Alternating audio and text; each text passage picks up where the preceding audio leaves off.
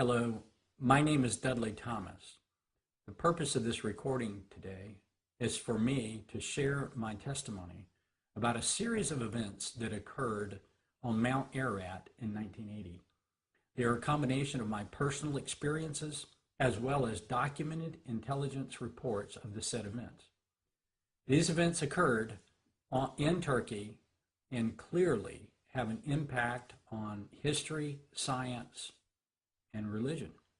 I have withheld the details concerning these events due to the full expectation that the events would be revealed by the U.S. government to the public. I am bewildered by the fact that it's been 32 years and there has been no revelation of this information by any of the superpowers that are well aware of what occurred in 1980 there. In fact, to this very day, these events and the details thereof are closely guarded. In 1980, I served on board the U.S. nuclear submarine USS Casimir Pulaski, SSBN 633, a fleet ballistic missile submarine, and I served as a sonar supervisor. On a specific day, the submarine received an emergency action message to spin up all missiles for tactical launch. This is not to be confused with Weapon System Readiness Test, or WSRTs as they were called, which occurred on a fairly regular basis. This was the first occurrence of a for tactical launch message that I had personally been involved in. I knew, as did the commanding officer of the submarine, that this was in fact the real deal, so to speak. We were at battle stations and prepared to launch missiles for a number of days. Over 10,000 Russian soldiers had penetrated the Turkish border, and this was considered to be an act of war by the United States government. Here they were on top and around Mount Ararat when we had just reestablished good relationships with the government of Turkey after many years of hard effort. For no apparent reason now, the Russians were invading Turkey, or so it seemed.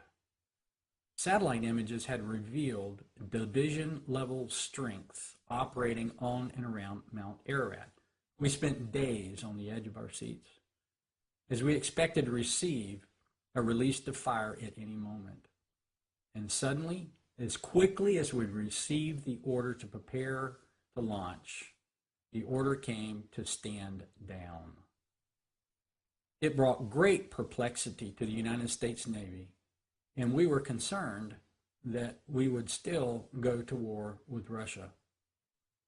Sometime after arriving back to port, though, the commanding officer came into the sonar shack where I was, and he dropped a book on my lap, and he said, "This is what the shakeup was all about." As a point of reference, the commanding officer was on the Military Science and Intelligence Committee.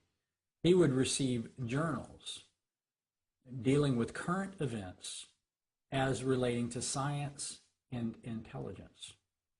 As sonar supervisor, I carried a top secret clearance and was in charge of classified material. The journal in question is called Science and Intelligence Highlights, or S&T Highlights. This is well known among the intelligence community. This particular volume was very large and contained a sizable section subtitled Noah's Ark. I thought, what? Noah's Ark? I considered this to be very strange, and I didn't know what to think about it. I didn't know if it was historical, if this was a scientific issue, or if this was religious. I was just amazed that this had occurred and that this was written in the journal. I'm now going to share with you information related to this event, and I will not share any information that can be considered classified information. And I believe that what I'm sharing, if it were placed under any scrutiny at all, would not fit the requirements to be labeled as classified material. So anything that I will share here is, in my understanding of what meets the requirements of being classified, does not meet those requirements. And certainly the knowledge of Noah's Ark would not meet that requirement. No one on this planet has a right to keep that information withheld from the population of the world. I don't care who you are. You have no right to do this. The requirement for top secret and secret levels of classification are very specific. Unfortunately, in this day and time, it's common practice for acronym agencies within different governments to cover up any event that they would prefer to be kept out of the eye of the public by simply classifying it without justifiable cause, as was the case here. Without further ado, here are the events. Mount Ararat had been experiencing the warmest weather on record. As a result, the ice on the top of the mountain began to melt. Lo and behold, there sat a large ship on the top of Mount Ararat. Well, intelligence reports came in that it was Noah's Ark on the top of Mount Ararat. And again, I thought, this is, how can they know that? Well, they further described it as if it were right off of the showroom floor. It had been perfectly preserved in the ice. 2/3 of the ark sat on the top of Mount Ararat, and 1/3 sat at about 14,000 to 14,500 feet. The bow of the ship could be clearly seen, and there was no doubt as to whether or not it was Noah's Ark. Satellite photos with dimensional grids depicted the measurements to be an exact match to those written in the book of Genesis. The U.S. military science and intelligence community were in complete agreement that this was in fact Noah's Ark. As it turns out, the Russians had picked it up on satellite and decided that they had to remove it so as to protect their ideology. The commanding Russian general that was on the ground had stated, and I quote, "Our ideology cannot survive the proof of the existence of a God." Based upon this determination, most of Noah's Ark was removed from Mount Ararat by the Russian army. The following means were employed in the removal process. 10,000 soldiers formed a hand-to-hand line from the top of Mount Ararat down to below the 10,000-foot level where the transport helicopters could carry a payload. Large ice-cutting saws, which were larger than anything that I'd ever seen, were hoisted up to the mountain and employed to cut the ark into pieces small enough that they could be hoisted down the mountain. Every piece was labeled. A constant trail of helicopters carried their payloads to a secure location. All of the 2/3 section of the ark on the top of Ararat was removed. As the Russian soldiers were removing the smaller part of the ark at the 14,000-foot level, an unexpected freak summer storm covered Mount Ararat with several feet of snow. This made it impossible to continue removal operations. The Russian general and his troops left as quickly as they had come. The journal that's been discussed up to this point also included dozens of pictures of the ark, both from U.S. satellites as well as quote-unquote other sources. Among these were pictures of exterior and interior views, including rooms and stables.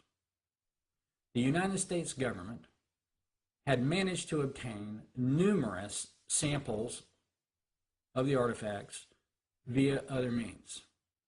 The samples included gopher wood, grain, fecal and fodder samples, just to name a few.